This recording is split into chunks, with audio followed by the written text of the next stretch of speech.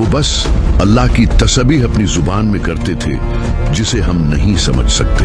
ये दौर कितना लंबा था अल्लाह ही बेहतर जानता है, शायद लाखों साल। इस दौरान जमीन के नक्शे बदले, मौसम बदले, जंगलात अगे और सूख गए, समंदरों ने रास्ते बदले और फिर अल्लाह की हिकमत के तहत उन बड़े जानवरों का दौर खत्म हो गया।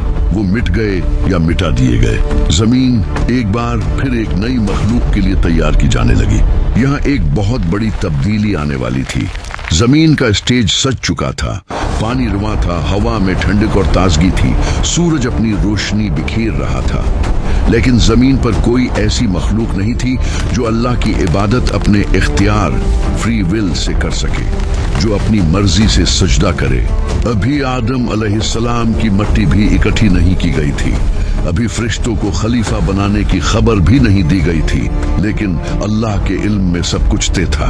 हमारे प्यारे नबी हजरत मोहम्मद सल्लल्लाहु अलैहि वसल्लम और सहाबा कराम के अक़वाल की रोशनी में आदम अलैहिस्सलाम से बहुत पहले जिन्नात को जमीन पर बसाया गया। ये वो दौर था जिसके बारे में बहुत कम लोग जानते हैं। ये कौन है? ये आग से नहीं बने। ये जमीन वाले नहीं, ये आसमान वाले हैं। भागो! क्या तुम देख रहे हो? आसमान का रंग बदल रहा है। हाँ, इनकी मोहल्लत खत्म हो गई, अब फैसला उतरने वाला है। अब हमारा ठिकाना कहाँ है? वीरानों में, समंदरों में और जजीरों में, जहां कोई नहीं जाता। आग बुझ चुकी है, अब जमीन किसका इंतजार कर रही है?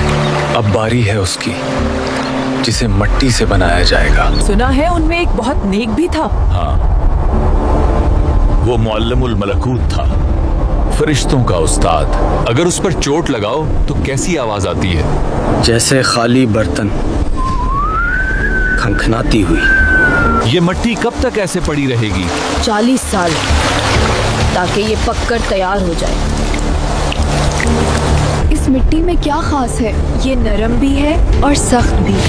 इससे बनने वाला नेकी भी करेगा और गुनाह भी। ये तो खोखला है, अगर मुझ पर इसको फजीलत दी गई तो मैं नहीं मानूंगा।